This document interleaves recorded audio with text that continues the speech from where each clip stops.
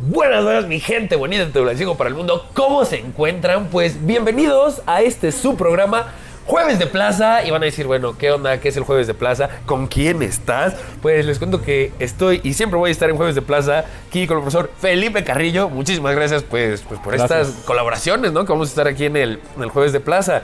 Y se preguntarán, ¿y de qué van a hablar?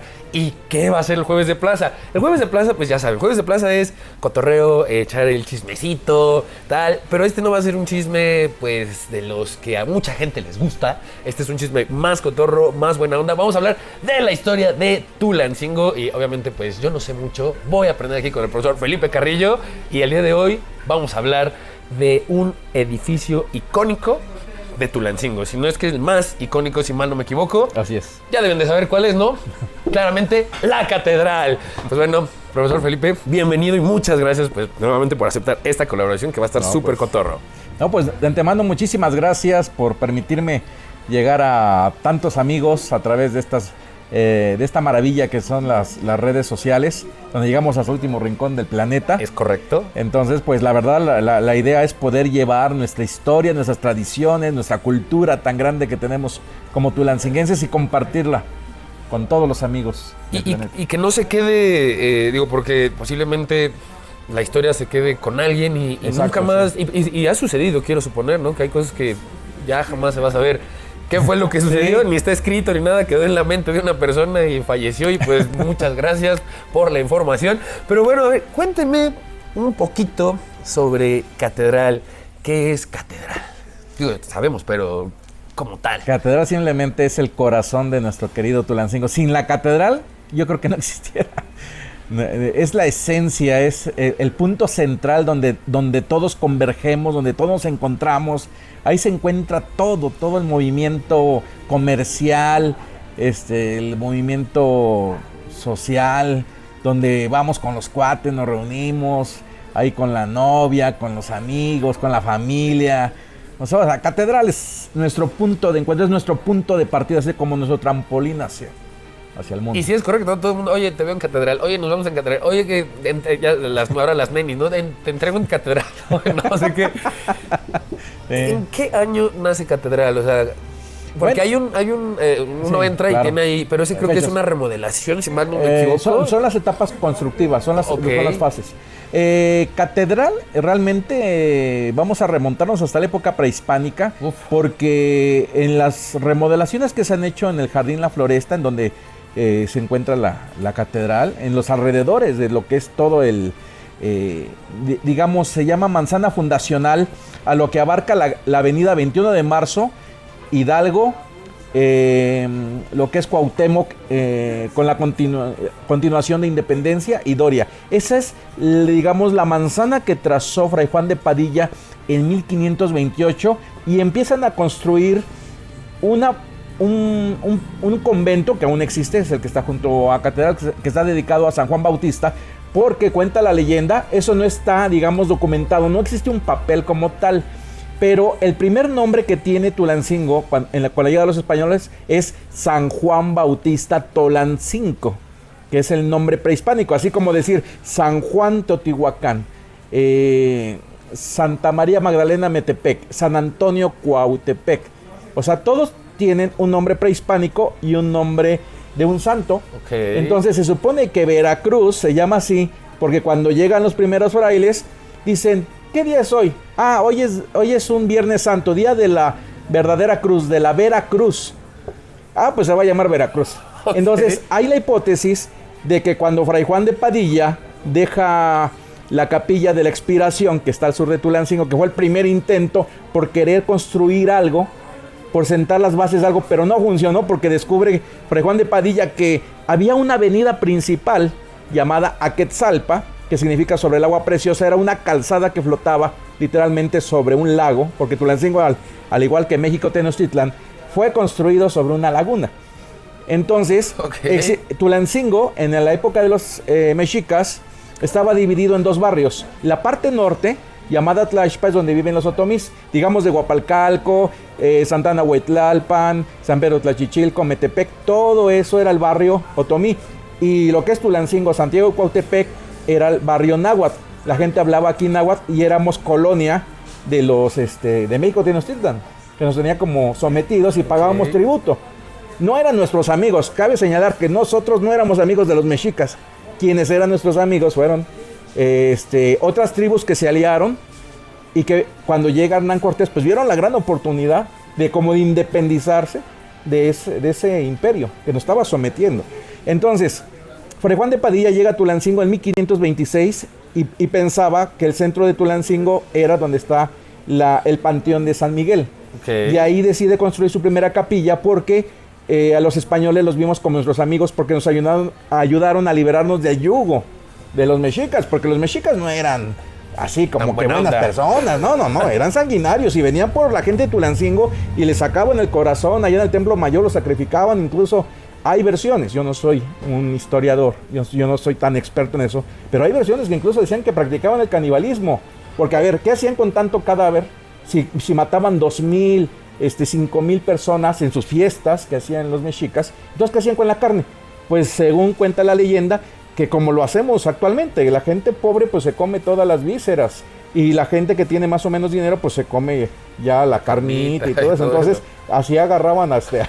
No deja de ser canibalismo, ¿verdad? Pero bueno, eso... Es un pozolito, ¿no? Eso tiene que ver entonces con la historia de Tulancingo. Entonces, cuando llega Hernán Cortés y se da el hecho de la caída de México Tenochtitlan, entonces llegan los primeros los frailes en 1526 y los vemos como nuestros cuates. Entonces les damos la bienvenida y quien los recibe es un señor llamado Champontzin, que era en aquel tiempo el gobernador de toda esta región, Tulancingo, Cuautepec y Santiago, que se llamaba Tlatoca, que viene de la palabra el lugar de gobierno, Tlatocan, lugar del Tlatoani.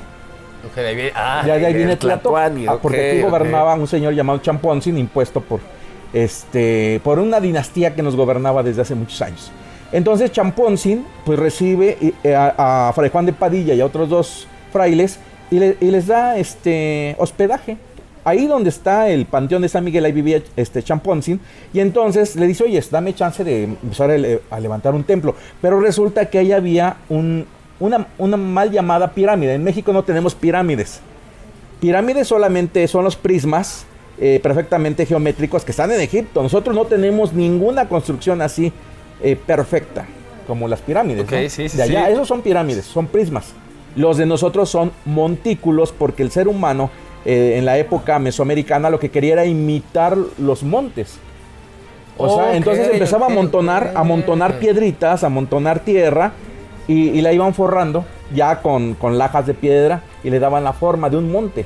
¿Por qué? Porque los montes les daban a los seres humanos agua, les daban madera, les daban animales, les daban minerales, o sea, era todo para ellos. Entonces, por eso los templos del Valle de Tulancingo, los templos prehispánicos, estaban dirigidos a ciertos cerros, que después vamos a hablar de eso, vamos a profundizar.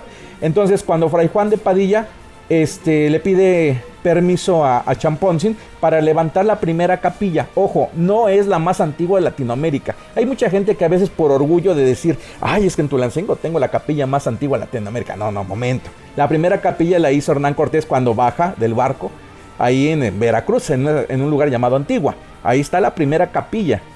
Nada más que parece ser que la capilla de Tulancingo, y ojo, mucha gente dice, la capilla de la inspiración. No, es de la expiración. Porque está un crucifijo y el Señor está expirando, está a punto de morir en la cruz. Por eso se llama, la capilla se llama la capilla de Nuestro Señor de la Expiración, construida en 1527. Pero en realidad no es esa construcción que vemos, nada más es el puro altar, porque eran capillas abiertas. No podían meter a tanto indígena en ese cuartito que vemos actualmente. Es pequeño, ¿no? Sí, o sea, entonces lo único que hacían era, haz de cuenta, esto es una capilla abierta, y entonces lo que hacían era poner el altar y hacían una gran explanada y empezaban a formar a los indígenas y evangelizarlos y enseñarles el catecismo, la religión cristiana. Y entonces el primer tulancinguense bautizado a la religión católica fue Champontzin, el gobernador, y le pusieron Bernardino. Se llamaba Bernardino Champontzin, el primer tulancinguense, 1527. Pero de pronto Fray Juan de Padilla descubre que ese no era el centro de Tulancingo, que existía otro barrio del otro lado del valle llamado Tlaixpa, que significa a la orilla de la ladera del cerro de Napateco, porque ellos veneran a Napatecutli, el dios de la lluvia. Entonces descubre que hay una avenida y dice, ojo, para poder controlar a los dos barrios, me voy a colocar exactamente a la mitad. Y entonces construye en primera instancia lo que es el convento dedicado a San Juan Bautista, porque curiosamente él llega al centro de Tulancingo y pone la cruz atrial. Hay una cruz a la entrada, una cruz de piedra, y las cruces que están frente a los conventos son el símbolo de la fundación de un pueblo. O sea, esa cruz atrial simboliza el lugar exacto, digamos, ese es el punto donde nace nuestro Tulancingo, el Tulancingo ya contemporáneo. ¿Y esa cruz es la original como tal? Okay. No. Bueno, llegan en 1528 y tenemos la teoría, hablando, te digo, de Veracruz, de San Juan Teotihuacán, etcétera, que curiosamente llegaron un día así, lluvioso, y entonces platicaron los monjes y dijeron, ¿qué día es hoy? Pues hoy es San Juan Bautista. Pues se va a llamar San Juan Bautista Tolancingo. Ojo, no se llama Toyancingo. Se escribe Toyancingo, pero el náhuatl es como el inglés, no se pronuncia como se escribe. Tolan significa ciudad, capital o metrópoli, sin venerable lugar de. Por lo tanto, la palabra Tulancingo significa lugar de la venerable capital de los toltecas. O sea, eso de atrás del Tule y todo eso es... no sé, pregunto, dentro de... Lo que pasa es que siempre nos han vendido esa idea, porque en el glifo que tenemos que representa a nuestra ciudad, aparece un indígena escondiéndose detrás de un manojo de tules. También existe esa posibilidad porque Tolan significa manojo de tules y la terminación 5 significa detrás. O sea, también hay esa interpretación, porque cuando los toltecas llegan en el año 645 después de Cristo, resulta que les pasó lo mismo que a los mexicas en el Valle de México, donde había tribus ya asentadas en tierra firme y les dijeron a los toltecas, ¿sabes qué, manitos? Aquí no pueden vivir, aquí esto ya es de nosotros. Si quieren vivir, métanse allá al charco. Pero como los toltecas eran hombres sabios, dicen, a nosotros los vale y vas a ver que vamos a levantar una ciudad. Y entonces levantan una ciudad en el centro de esa laguna. Entonces resulta que alrededor de la laguna pues van creciendo los tules y entonces todos los que vivían alrededor decían, los que viven detrás de los tules, los tulancingas o los toltecas. Entonces por eso dicen Tulancingo, la ciudad que está detrás de los tules. O sea, también puede tener esa interpretación. Tiene las dos. Tiene las dos. Sin embargo, yo tengo la creencia que Tulancingo no es cualquier ciudad, porque el célebre rey Quetzalcóatl, eso sí está demostrado en los códices, Seacatl Quetzalcóatl, uno de los más grandes guías espirituales del mundo prehispánico, vino a Tulancingo en calidad de rey, vivió 4 años, dicen, fue a Tolancingo y ahí en Tolancingo construyó su huapalcali, su pequeña cabaña. Huapalcalco significa lugar de la casa de madera.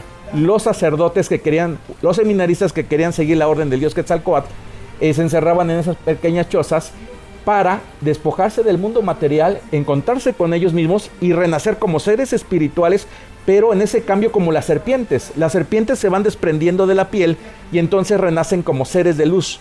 Porque la palabra Quetzalcóatl no significa serpiente emplumada. Ya echamos abajo otra teoría. A ver, yo le digo a la gente, ¿en dónde dice serpiente emplumada? A ver, Quetzali significa preciosa, bella o valiosa. Cóatl, serpiente. Entonces, el ser humano renace como una serpiente hermosa. Eso es un Quetzalcóatl. Son seres de luz, seres iluminados que ya no están pensando en cosas vanas, superficiales. O sea, ellos están realmente en una conexión con el universo, con la naturaleza. Y tienen su sabiduría, y entonces son los hombres que transforman a la humanidad. Entonces, Tulancingo no es cualquier lugar. Cuando hablo de que Tulancingo es la venerable ciudad o la primera capital, y así lo dicen los códices, la primera capital del imperio tolteca es Tulancingo. Pero ojo, los toltecas no es cualquier cultura. Los toltecas son los maestros de todas las culturas, porque los toltecas estuvieron presentes en todas las culturas. Y por eso la palabra tolteca significa artesano, artífice, artista. Ellos son los que transforman y van enseñando a cada una de las culturas como a ser más, a tener un grado de civilidad, a ser más finos, más refinados en su pintura, en su construcción, en su comida, en su lenguaje. Por eso los mexicas, ellos no hablaban náhuatl. Ellos retoman el náhuatl porque empiezan a escarbar escarban Teotihuacán y dicen, ¿quién construyó esto? Tuvieron que ser dioses. Es una maravilla. Por eso Ok. dicen Teotihuacán es lugar donde se crean a los dioses. Pero no se llamaba Teotihuacán ese lugar. Desconocemos cómo se llamaba. Quien le puso así fueron los mexicas. Ok, o sea, quién sabe cómo se llamaba hace... Ajá, Sí. pero resulta que existieron códices antiguos donde venía el náhuatl y entonces dijeron, nosotros descendemos de los toltecas. Los mismos mexicas lo reconocen y retoman el náhuatl creado por los toltecas y lo hacen suyo. Entonces de ahí viene toda una historia. Y disculpen que estamos hablando de catedral, pero va relacionado. Sí, claro, con o sea, el es que hay tema. que saber todo esto para saber de dónde, Sí. o sea, cómo llegó San Juan Bautista y la cruz y todo esto. Sí, y por qué es ok, la capilla. Tulancingo, y Ajá, por qué la exacto. catedral está ahí. Alguna vez tuvimos la dicha de que vino el sobrino nieto de Maximiliano a visitar Tulancingo, a conocer el lugar donde estuvo su antepasado. El emperador Maximiliano vino en el año 1865 a visitar la ciudad. Ese es un tema que después lo vamos a abordar. Pero él visitó la catedral porque también Maximiliano visitó, ya existía la catedral. Y entonces nos hizo una pregunta. Estábamos ahí varias personas y dice, ¿por qué la catedral está construida en este lugar? Y pues yo me quedé así callado esperando la respuesta de los demás. Al ver que nadie respondía, yo le dije, sencillamente porque, ¿qué cree? En el convento de San Juan Bautista tenemos elementos prehispánicos. Tenemos al dios Huehueteotl, o una representación cercana del dios viejo del fuego, y que de ese dios lo encontramos, se encontraron esculturas en el Cerro del Tezontle y aquí en el lienzo charro de Medias Tierras, donde se demuestra que ya teníamos antes de Jesucristo muchas culturas ya avanzadas. Y el dios antiguo del fuego está presente en muchas culturas antiguas. Entonces eso es importante, porque yo le decía, es que la catedral está ubicada aquí porque está exactamente a la mitad de lo que eran los dos barrios. Si uno toma un coche, ¿sí? Si uno toma un coche y tú sales de Catedral hacia Medias Tierras y después te vas de Catedral hacia Huapalcalco, es exactamente la misma distancia. Porque en Medias Tierras hay vestigios arqueológicos. O sea, hay muchos templos que todavía falta por descubrir. O sea, es una zona impresionante. Esa se llama Zazacuala, lugar de entierros. Porque después de la caída de los teotihuacanos, aproximadamente el año 600 después de Cristo, resulta que mucho teotihuacano se vino a vivir aquí. Y también se empieza a crear una especie de independencia. Porque decimos, ya no pertenecemos a ellos. Porque Tulancingo, después en la época teotihuacana, del año 0, cuando nace Cristo, al año 600 aproximadamente, se llama periodo clásico. Y Tulancingo forma parte del imperio teotihuacano, pero como un programa de expansión para conquistar las costas del Golfo, dominar a los totonacas y entonces tener el control de la mercancía y sacarla hacia el mar. Pero lo ocupan a Tulancingo. Claro, o sea, por eso es la ciudad de paso, bueno, de comercio, pero que todo el mundo tenía que pasar por aquí, ¿no? Y hablando de jueves Todavía. de plaza, resulta que Tulancingo, para los amigos que nos están viendo en diferentes partes del mundo, el motor principal de Tulancingo es el comercio. Sí, claro. Y en Tulancingo convergen 5 rutas comerciales. Desde la antigüedad nos han llamado Boca de Sierra, porque somos la entrada hacia la Huasteca hidalguense. Por otro lado, somos el camino más corto para unir a la capital de la República Mexicana con el Golfo. También tenemos hacia la salida hacia Pachuca, nos conecta con Querétaro y vamos hacia el lado norte. También si entramos atravesando el municipio de Santiago y nos atravesamos por los cerros de Cuautepec, llegamos a Apan y de Apan bajamos a Puebla y nos bajan hasta Oaxaca. Y la ruta que es Teotihuacán, México y toda el altiplanicie central. Entonces son 5 rutas que todavía siguen convergiendo y que incluso si se hiciera un programa especial donde fuéramos preguntando a los comerciantes de Jueves de Plaza, ¿de dónde viene tu producto? Te van a decir Campeche, Jalisco, Zacatecas, Veracruz. O sea, aquí convergen muchísimas cosas. Sí, y siguen. claro. Por eso Tulancingo no muere, porque seguimos con esa tradición de muchísimos años, gracias a esa ubicación tan maravillosa y este clima tan maravilloso que no es extremo, como en otras ciudades. Sí, sí, claro, sí. O sea, aquí a veces el frío me pega a mí duro, a mí personalmente, pero... Sí. Pero bueno, no, la verdad es que sí, y o sea, está muy interesante todo esto, o sea, y de ahí... o sea, bueno, todo esto es importante para saber cómo nace catedral, o sea, ¿quién se le ocurre? O sea, ya es San Juan, pero... ¿Cómo dices? ¿Sabes qué? Tenemos que empezar a armar ya la... Sí, lo que pasa es que había tantos indígenas y descubren que Tulancingo tiene una fuerza, porque estamos en un valle Y alguna vez yo leí un libro donde decían que cuando estuvo aquí Quetzalcóatl mandó a construir un monasterio en forma de serpiente y que la entrada era la boca, era una boca abierta. Yo una vez me acerqué a un maestro cuando iba yo a la secundaria y le dije, profe, usted que sabe mucho de historia de Tulancingo, ¿sabía usted que existe un monasterio hecho por Quetzalcóatl? Y me dice, sí, un día te voy a llevar a Huapalcalco para que lo conozcas. Dije, wow, lo voy a conocer. Y entonces me sube a la cima del montículo principal, a la pirámide, como lo conoce la gente, y me dice, ahí está enfrente de ti. Digo, ¿dónde? ¿Dónde, profe? Ahí está enfrente, ¿qué no lo ves? Y digo, no. Dice, pues es que Tulancingo es un círculo, es un valle rodeado de montañas, y donde nace la montaña, digamos, del lado de Porhuasca, si tú le vas dando la vuelta, dices, es que es cierto, forma la serpiente, y cuando ustedes bajan por San José y miran los acantilados de Huapalcalco, se ven claramente como los colmillos, y en Huapalcalco es la boca para entrar, es una serpiente que tiene la boca abierta para que el hombre entre en esa serpiente, se despoje del mundo material y de pronto renazca como un Quetzalcóatl. Ok, o sea, sí. O sea, es muy interesante saber todo eso. Entonces, o sea, yo la verdad ignoraba toda esta historia. Ahora, en Huapalcalco es el seminario para formar sacerdotes. Ok. Los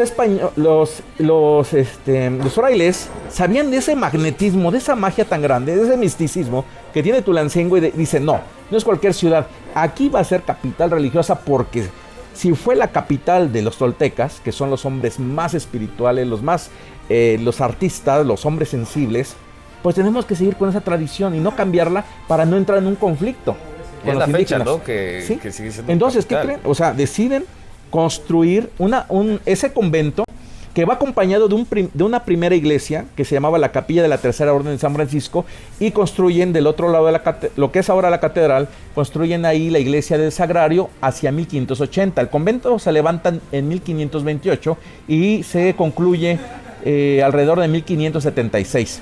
Hacia 1580 se concluye la iglesia del Sagrario, lo que hoy es la catedral.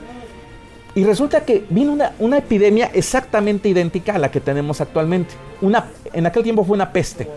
Y vinieron 3 carpinteros muy buenos, porque iban a levantar el sagrario y los altares laterales de esa primera iglesia. Pero resulta que habían tantos muertos en las calles, y ya era tanto el olor, que ellos decían, no, nos vamos a contagiar de la peste. Entonces se vuelven a regresar a España y nada más dejaron el puro sagrario. Por eso se le llama Iglesia del Sagrario. ¿Pero por qué había 2 iglesias? Porque la capilla de la Tercera Orden de San Francisco era para las actividades de los monjes franciscanos, y la Iglesia del Sagrario era para el pueblo. A través de los años, pues ya cuando la iglesia se le entrega, las instalaciones se le entregan a los sacerdotes y se retira a los monjes, es ahí donde ya abren la capilla de la Tercera Orden al público. Pero por eso existieron 2 capillas. Incluso yo tengo la idea de que existió otra capilla muy viejita donde está la capilla de San José, porque resulta que la estructura arquitectónica de Huapalcalco es una tríada. En el centro va el templo mayor, junto con 2 templos pequeños, y así están agrupados, y así lo dice César Lizardi Ramos y Florencia Miller, que descubrieron la zona arqueológica de Huapalcalco en 1954, y establecen que esa era la construcción típica. Entonces, no dudo que estaba en el centro el templo mayor, lo que es la iglesia del Sagrario, del lado de la Fayuca, la capilla de la Tercera Orden, y donde está la iglesia de San José, porque en los libros dice que había una capilla llamada del Calvario, y que no hemos podido localizar por ningún lado, y que probablemente haya sido ahí.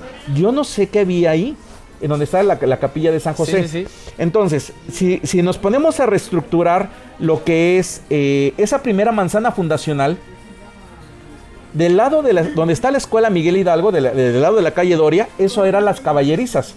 Ahí los monjes tenían sus caballos, porque no había carros en 1576. Atrás de lo que es el convento, lo que es 21 de marzo, donde están ciertos comercios, ahí era el primer hospital de Tulancingo y la primera escuela donde enseñaban oficios y artes, porque lo que querían era que los indígenas se convirtieran al cristianismo y producir más sacerdotes. Ok. Y lo que es del lado de Hidalgo, donde está el mercado y los otros comercios, esos eran los huertos, donde los monjes sembraban sus frutas, sus hortalizas para sobrevivir. Y enfrente de lo que es la catedral, lo que es ahora la Floresta, era el primer panteón de la ciudad. Entonces, es así interesante. es. Por eso la catedral, bueno, los terrenos antiguos de los franciscanos llegaban hasta donde está el kiosco, donde es calle Cuauhtémoc con la continuación de Independencia, Independencia está aquí a nuestras espaldas. Entonces, esa es la primera estructura que ya tenemos en el centro. Y entonces, los dos siguientes ciudadanos que llegan primero llegó Francisco de Vargas. Para todos los amigos que llevan el apellido Vargas, pues siéntanse orgullosos porque la primera familia española que llega después de los frailes, pues fue la familia Vargas. Francisco de Vargas llega y Hernán Cortés lo manda para acá. Dice, ¿sabes qué, manito?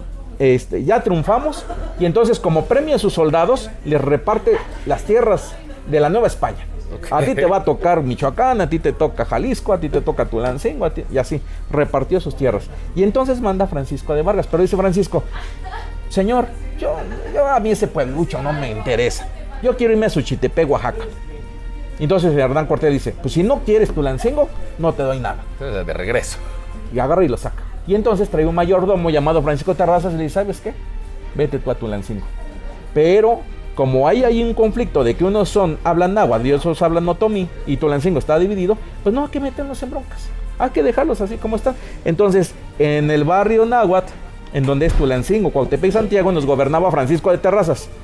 Y del lado de Guapalcalco y Metepec y todo eso, se asentó el señor Francisco de Ávila. Y así, esos fueron las primeras tres familias, los Vargas, los Terrazas y los Ávila. Quien tenga esos apellidos, pues siéntanse orgullosos de que así se funda. Entonces, se pone la primera cuadra, digamos la manzana fundacional, del lado de Doria, se pone la familia Terrazas, que curiosamente la familia Terrazas sigue viviendo ahí a través de los siglos. Ahí estaba Funerales Terrazas. Claro, es cierto. Y vive la familia Terrazas, que venden ahí cobijas y todo. O sea, ellos son los Terrazas y siguen ahí. Y donde está el mercado, la cuadra del mercado es cero de la familia Ávila. O sea, así estaba dividido Tulancingo. Y entonces, enfrente de la catedral, de ese complejo conventual, está el panteón, y entonces había, donde está el jardín, el Parque Juárez, era una explanada, era un terreno lleno de tierra, era una explanada y se llamaba la Plaza Mayor, o la Plaza Principal, o Plaza de Armas, porque cuando había una invasión, tocaban las campanas de la iglesia, y entonces ahí se reunían todos con piedras, con machetes, con pistolas, de lo que tuvieran para defender a Tulancingo. Por eso se llaman plazas de armas, porque eran ahí los lugares donde se reunía la ciudadanía para defender a sus pueblos.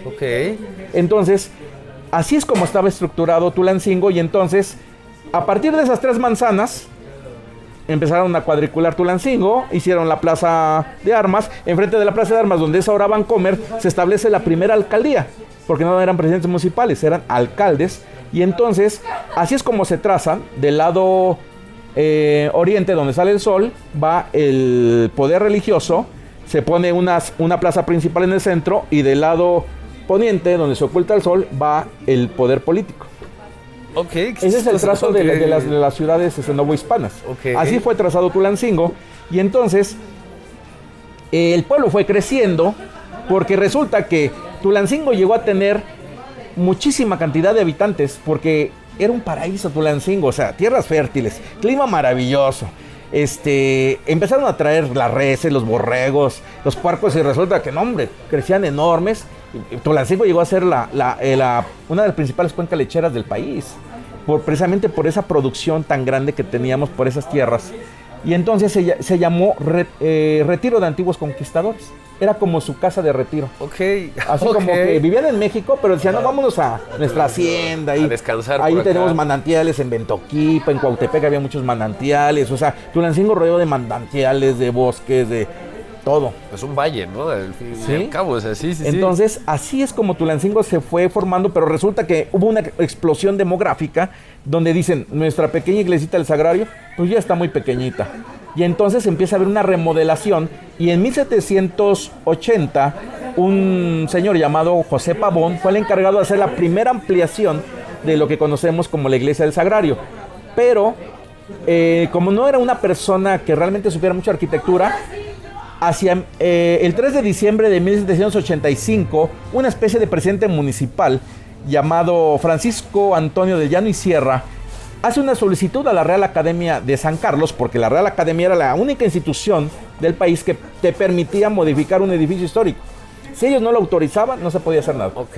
Entonces convencen a la Real Academia, este señor, y dicen, ok, tu iglesia del Sagrario ya es insuficiente para la población. Vamos a convocar a varios jóvenes arquitectos para ver quién hace el diseño. Y entonces el ganador de ese concurso fue José Damián Ortiz de Castro, originario de Coatepec, Veracruz, y presenta un diseño en el cual hacen a un lado la arquitectura, que era una especie como de barroco o de algo tipo medieval, esa primera iglesia. Hay dibujos, por ahí hay dibujos de cómo era la primera iglesia. Y entonces él dice, pero tenemos el problema que se está atravesando hacia la independencia. Y hay que recordar que éramos cuates de los españoles. Nosotros no éramos cuates de los insurgentes, ni de Miguel Hidalgo, ni de Morelos, ni de ellos. No, esto era bastión de las tropas españolas. Entonces, Francisco Antonio del Llano y Sierra, junto con otros que fueron gobernantes de Tulancingo, destinaban todas los impuestos que se recaudaban, pero para apoyar en armamento, en alimentación, en uniformes a los militares de las tropas españolas. Y entonces pues, no alcanzaba el dinero para construir una catedral desde los cimientos. Entonces José Damián Ortiz de Castro, que era un genio, que incluso fue el creador de los campanarios de la catedral metropolitana de la Ciudad de México, dice, momento, o sea, pues tenemos los muros, están muy bien, está muy bien construida la iglesia del Sagrario, pues simplemente pues vamos a echarle otro nivel más. Y lo único que voy a hacer es cambiar la fachada y la voy a hacer neoclásica para que se vea más imponente. Entonces, si uno observa los muros laterales de la catedral, resulta que hay dos fases de construcción. Sí. O sea, realmente existe la iglesia. Todavía se ven los muros de 1580, pero se ven los muros que comenzaron a levantarse en 1789. Comienza la construcción de la actual catedral, la ampliación como hoy la conocemos. Entonces, el problema fue que el arquitecto muere en 1793 y no ve terminada su obra. Y entonces un hermano de él llamado Francisco, que era más o menos bueno, pues sigue pues trabajando los planos, la obra, y la concluyen. Bueno, la inauguraron parcialmente el 6 de junio de 1807, pero le faltaba una torre, a un campanario, la torre sur que va del lado del pasaje de la Fayuca, faltaba el techo y faltaba la parte donde va el órgano, que se llama el coro. Okay. Entonces, eso fue terminado hasta 1919 y ahí está, como tú dices, los arcos se van cerrando de acuerdo a las etapas, porque resulta que no había dinero, de pronto se frenaba porque estaba comenzando la independencia y entonces empezaba todo. Un relajo ahí. Sí, entonces fue algo muy complejo, porque imagínense, se estrena en 1807 de forma parcial, como diciendo, pues ya inaugurenla, ya. ¿no? Pero resulta que la catedral fue hecha por nuestros antepasados. Por ahí tengo una lista de las personas de toda la diócesis que decían, a ver, de Santiago, ¿cuánta población hay? No, pues hay 100 personas. Pues a ver, Paquito, tal, 1 centavo. Tal persona dio 3 centavos. Y está la lista. O sea, la catedral no fue hecha por algún gobierno o fue hecha por el Vaticano, no. La catedral, como muchos templos del mundo, fue hecho por los tulancinenses. Cada tulancinense puso una piedra y nos pertenece a nosotros. Por eso hay esa magia de identidad. Y cuando una vez hizo una encuesta, parece que en el 2010, con el tema del bicentenario de la independencia, donde decían, a ver, vamos a hacer un concurso para ver cuál es el icono con el cual se identifican los tulancinenses. Y la catedral arrasó. Yo de pronto me he imaginado el centro de Tulancingo sin la catedral. ¿Cómo sería nuestra ciudad sin la catedral? Yo me imagino, o sea, vacío, o sea, sería así como, no sé, no habría centro, comercios, ¿no? Así, o sea, exacto, no habría el centro. No habría centro. Es como si nos quitaran el corazón, o sea, de momento. Sí, y digo, aparte es catedral metropolitana, ¿no? No es la iglesia, tal. Sí. O sea, en Pachuca no hay catedral, o sea, la catedral está en Tulancingo, exactamente, ¿no? Pero es por esa fuerza que tiene Tulancingo, y por eso me remonté hasta la época prehispánica para decir, ¿de dónde viene la importancia de Tulancingo en la parte espiritual? Y resulta que... Y comercial y muchas otras cosas. Muchas otras cosas, ¿no?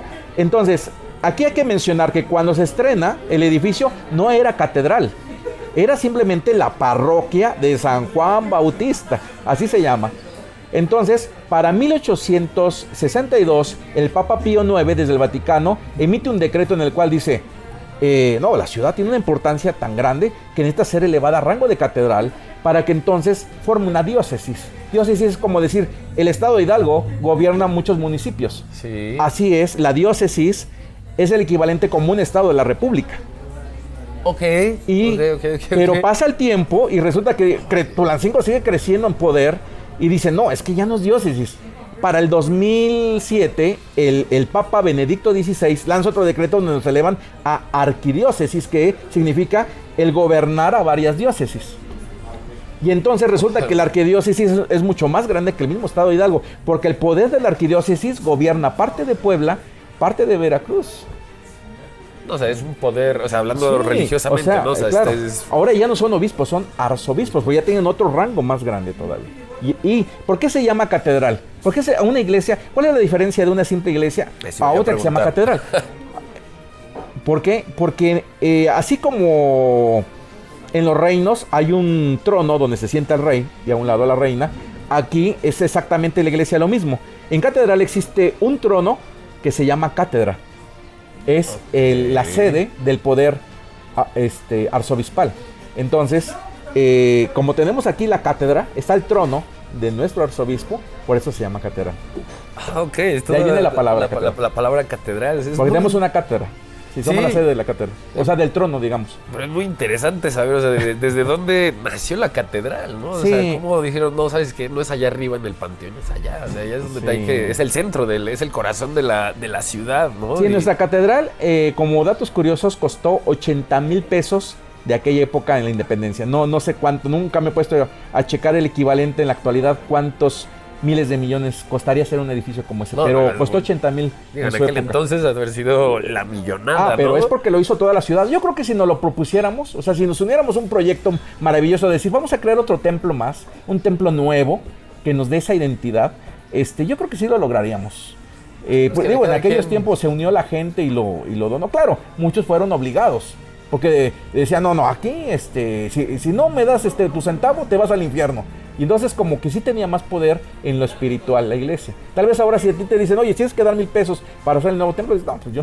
Sí, yo mejor, ¿no? Sí, pues yo soy ateo, me declaro ateo. O sea, puede ser, ¿no? O sea, que la gente diga, no, pues yo no creo en eso, ¿no? En aquellos tiempos todos estaban sometidos.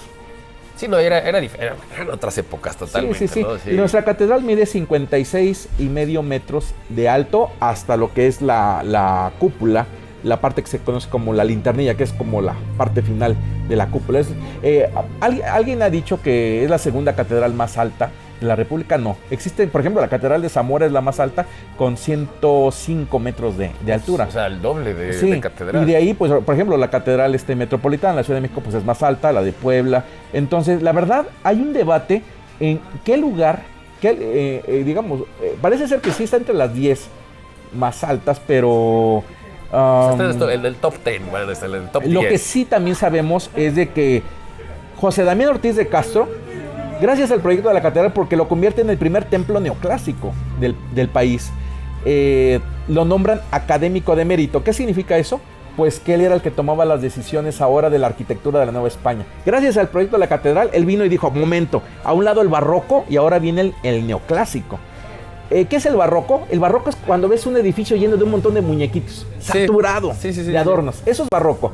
¿Y qué es neoclásico? Neoclásico son como los templos griegos o romanos, así de fácil.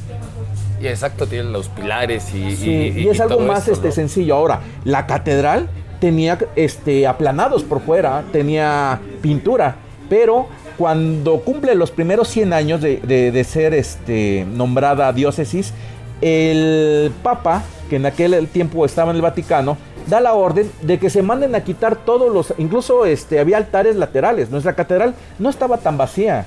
Por ahí hay fotos todavía del proyecto original de José Damián donde dices, wow, es que, pues sí, era algo sencillo, pero muy elegante. Pero este Papa dice, no, lo que pasa es de que si su esencia es franciscana, los franciscanos lo que hacían era retirarse del mundo espiritual y se encerraban en sus conventos y entonces hacían construcciones pero muy básicas. Por ejemplo, el convento es una construcción muy sencilla porque querían desprenderse de lo material. O sea, esa era la idea, irte al retiro a un convento, pero para no pensar así que, me voy a hacer rico, o voy a ser poderoso, o voy a tener un carrazo. Sí, claro, sí.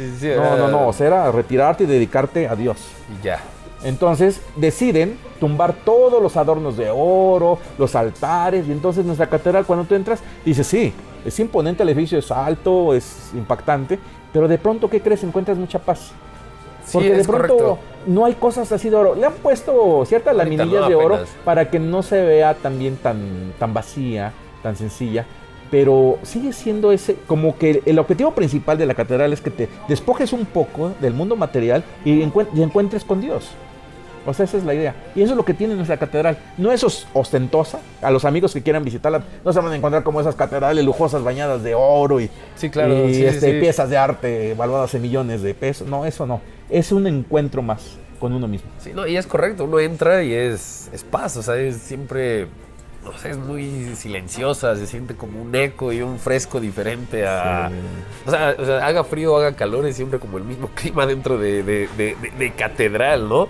Y bueno, yo sé muchas historias, bueno, he escuchado historias de catedral, digo, más allá de cómo nació catedrales, túneles que existen dentro de catedral, debajo de catedral, digo, nunca los he visto, nunca he estado con alguien que en verdad me cuente cómo es y por qué estaban.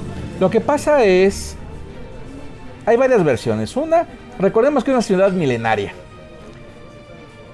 Y se dice, porque hemos encontrado los vestigios prehispánicos, que ahí hay bueno, no pirámides, perdón. Hay montículos, hay templos prehispánicos y...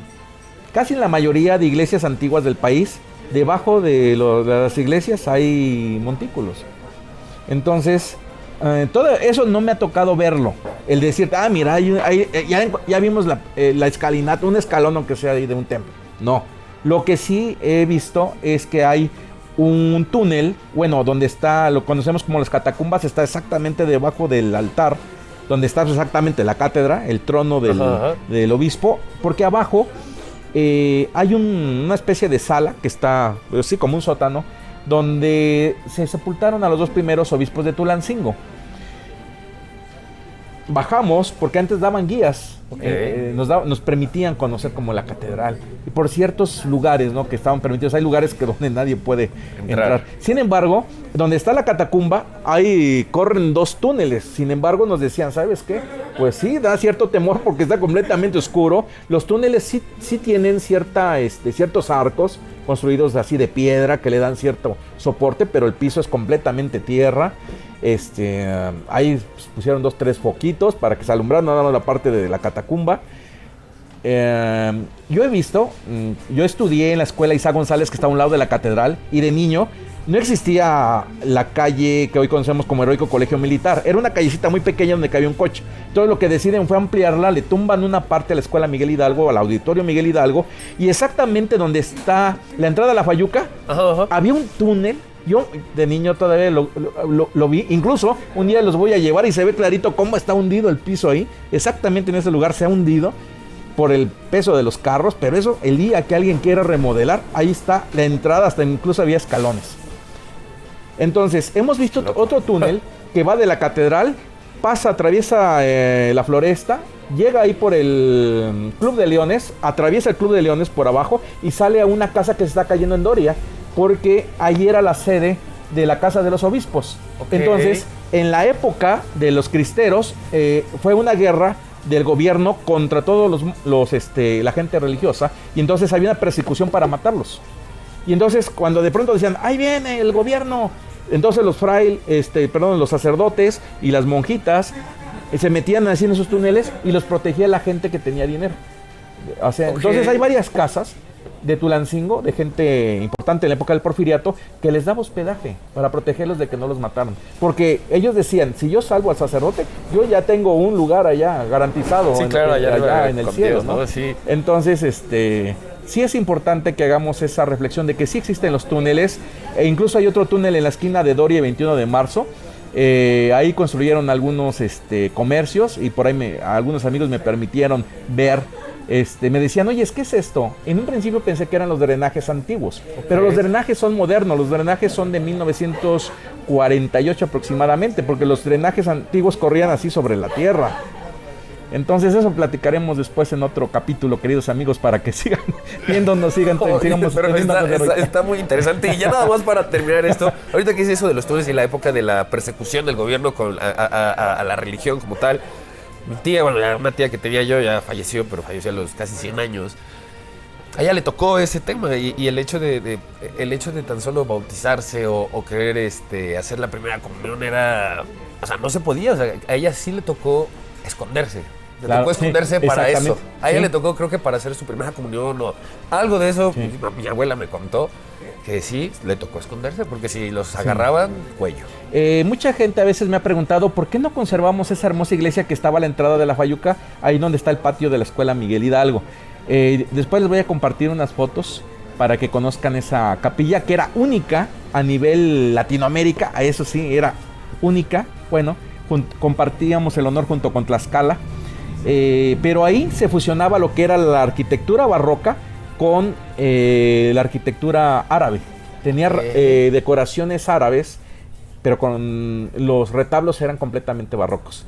Entonces era una fusión interesante y que no se ve en ninguna otra iglesia, solamente la tiene Tlaxcala. Pero dicen, ¿por qué?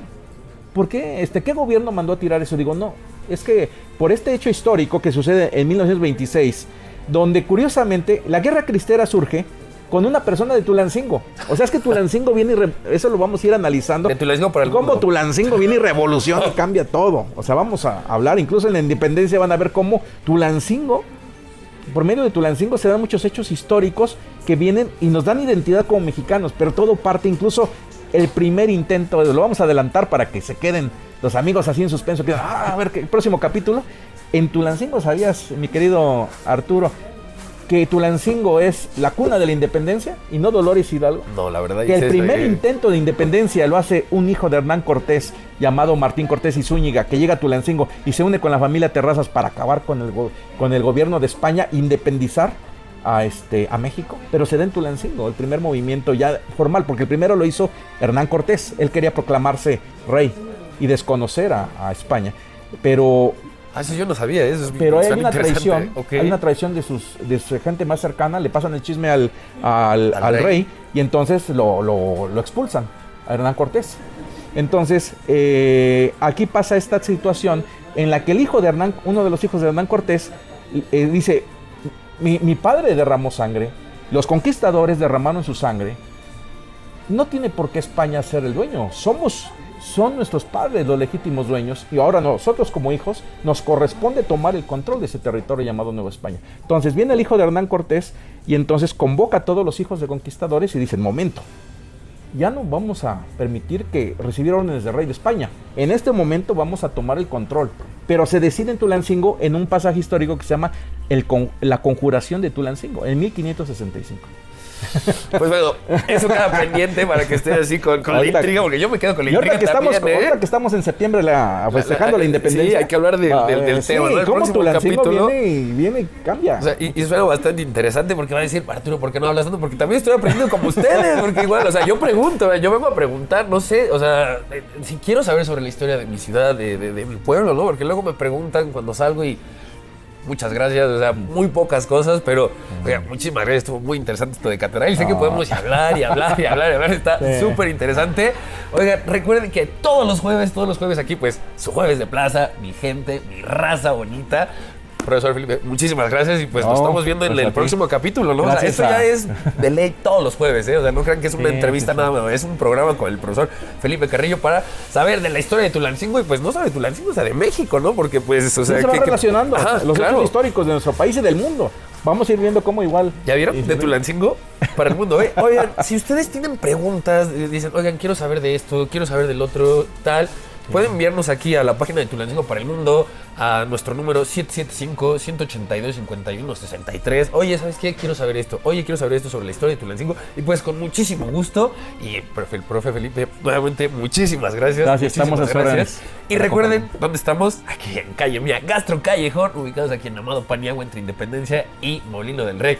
Un lugar de emprendedores para emprendedores. Y bueno, nuevamente, muchísimas gracias. Y no olviden seguirnos en nuestras redes sociales: Facebook, Instagram, YouTube y TikTok como de Tulancingo para el Mundo. Nuevamente, muchísimas gracias, profe Felipe. Aquí estamos a sus órdenes, queridos amigos, y bienvenidos a Tulancingo.